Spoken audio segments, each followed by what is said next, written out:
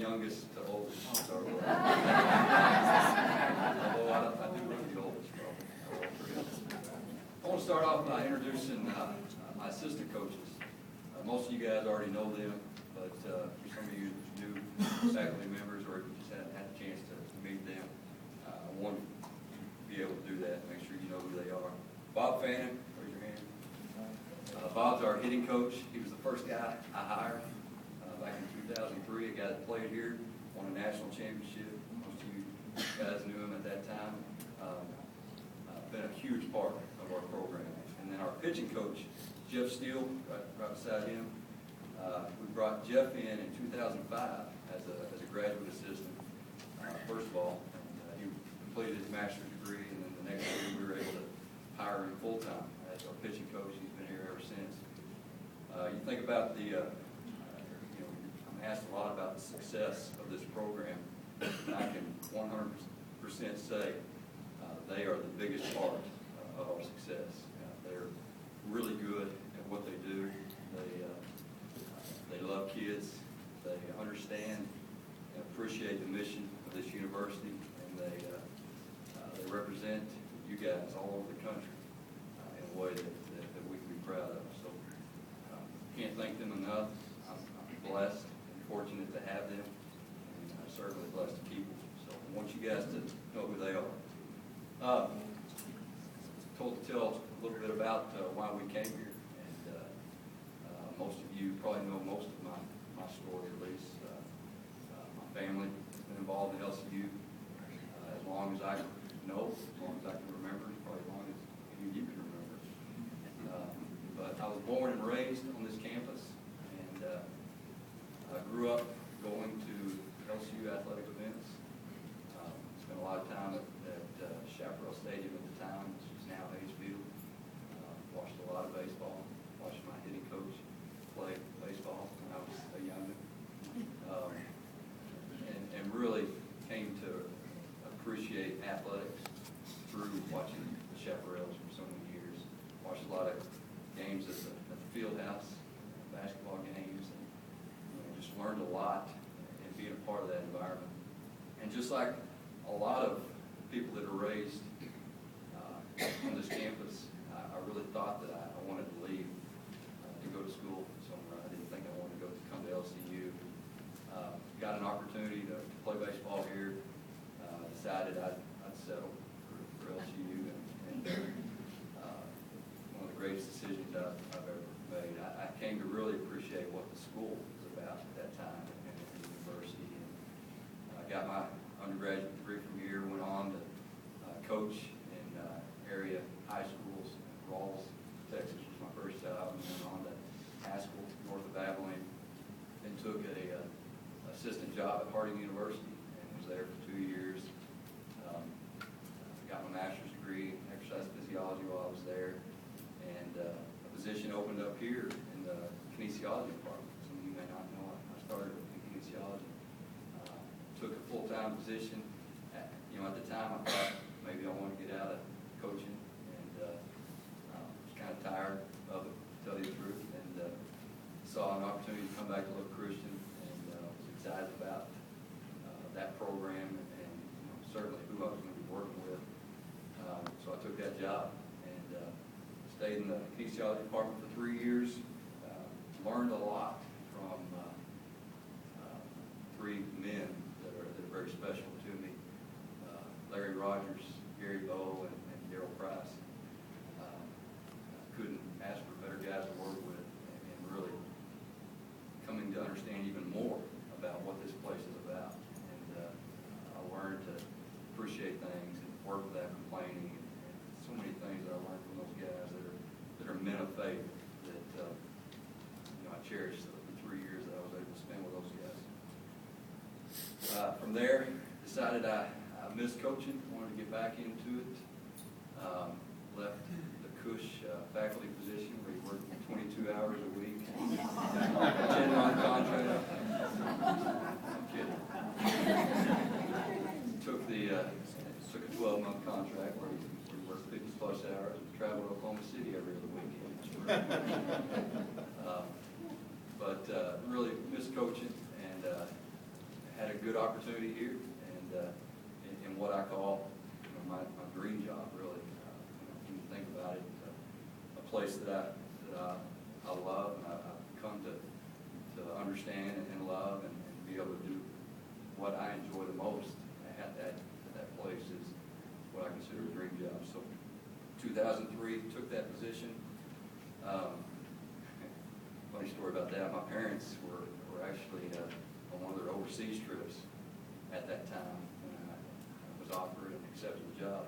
And I called my dad and I told him, I don't know if y'all were in England or Africa or wherever you were, somewhere a long ways off. And it was a very short conversation, but he said, verbatim, this is a quote, he said, "You realize you're an idiot." He was probably right. It's been great. I've really enjoyed it. The people I get to work with now, and the kids that I get to come in contact with on a daily basis, and the opportunities we have there, it's really neat. A little bit about our program. The successes that we've been able to accomplish on the field the last few years, we have been blessed, no doubt about it. Our goals are to win a national championship. We've been able to do that once and gotten real close several other times. But when I really think about, and those things are important, believe me, and they're important to us, they're important to the guys that we bring in here. I think they're important to you guys. I know they are, to most of you. And that gets us to where we can bring kids in and they want to be here. But the real success of our program is in a lot of different things, and I think it's specifically about a couple of guys. There's so many examples of this, but two guys' names come to my mind. First of all, Armando Dominguez. A lot of you guys in the business area know him well. He's a guy that had it not been for baseball, wouldn't have had an opportunity to get a degree. His parents came over from Mexico. They ended up in Presidio, Texas. And neither one of them speak English, but came there for work. He was born and raised in Presidio, but nobody in his home spoke English. And he learned it through the school system. Graduated from high school, and he's a Division I type talent, but because he came from Presidio, Texas, he was kind of hidden, and we stumbled upon him through word of mouth. We were able to give him a scholarship, bring him into LCU, and a guy that played for us for 4 years, graduated in 4 years. Got into trouble once or twice early as a freshman, but ended up really changing. I saw his faith develop, I saw his character develop, I saw him mature as an individual, and he ends up graduating. I think almost every semester he was here, other than his freshman year, he was president's list and dean's list. And, he wouldn't have had an opportunity had it not been for baseball. And now he works in Lubbock, very successful professional. That's one example. Tyler Johnson is another guy that comes to my mind. He was a communications major. He's a transfer that came in from Midland College, and he was recruited by a lot of different Division I schools, but he couldn't get in. NCAA requirements being a little stiffer. He had messed around in junior college and didn't have a real good academic record, and we actually he had to appeal to get into our school, but was very successful on the baseball field, and then learned to be successful in the classroom, and that was really fun to watch him mature and develop. And he was on that 2009 national championship team, and to hear him, some of the interviews that he was involved in with the media, and to hear him talk about this place, and to hear him talk about the faculty that made a difference in his life, and to hear his parents come and thank us for turning his boy into a man. Just so many things. This guy, if you knew him when he first got here, you'd really appreciate where he came or where he got to. And there's so many different examples, just like you guys can think about in your classroom, but it's really what makes this place special. You know, it's real, the first meeting we have every year, and when I talk to these guys, bring them in, there's no surprise, there's no secrets that they're here to play baseball. Most of them, actually all of them are here to play baseball, but most of them probably wouldn't be here if it weren't for baseball. But that gives us a great opportunity, and it's really neat to see them finally buy into that after 4 years or 2 years.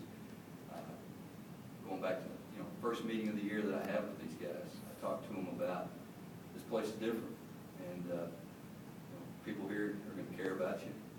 Your teachers are going to get to know you. They're going to keep up with you. That kind of scares some of them, but they really figure out real quick that we're serious about that. And they probably heard that from other places, but it's real here, and it's really amazing to watch them finally relax a little bit and understand and start to trust us. And that's certainly not me. That's not the baseball program. That's God working in these guys' lives, and he does it through you guys in so many different ways. It's funny, I sometimes pace in our dugout, and most of our guys stand up in the front of our dugout, and watch the game. I'm sometimes walking behind them, they leave on there. We'll be in the bottom of the eighth inning, and tie ball game or something. I'll hear one of these guys get this other guy say, "Hey, there's Dr. Peoples in the stands up there." That's Dr. Mason. They really notice. They really appreciate when you guys support them. Or I'll hear them talking on the bus about Dr. Crockett talking about the game the night before in their class, or Dr. German and Dr. Harden going to the World Series. I mean, they really, they kind of think they're cool sometimes, but it's really neat to hear them be so amazed seeing you guys support them, and that makes a huge difference in these guys' lives. And, as far as what we can ask of you is that continues, and I know it will, because that's why you guys are here, and that's what makes this place unique and special. From our perspective, if there's, some of you have hesitated at times to contact me, thinking that I don't want to hear it, or that these guys are going to get in trouble, or whatever. But if there's anything that you notice, whether it's academic or personal, something you read on Facebook or something you see, we really want to know any way that we can help these guys, and especially early, when it's not too late. So what we ask is don't ever hesitate to contact us if there's something that we can do to help in the classroom or personal or anything that you guys notice, and we really want to hear from you. So I think I've used most of my time. So once again, glad to be here. I really appreciate what you guys do, even though you only work 22 hours a week. I really appreciate it. Thanks.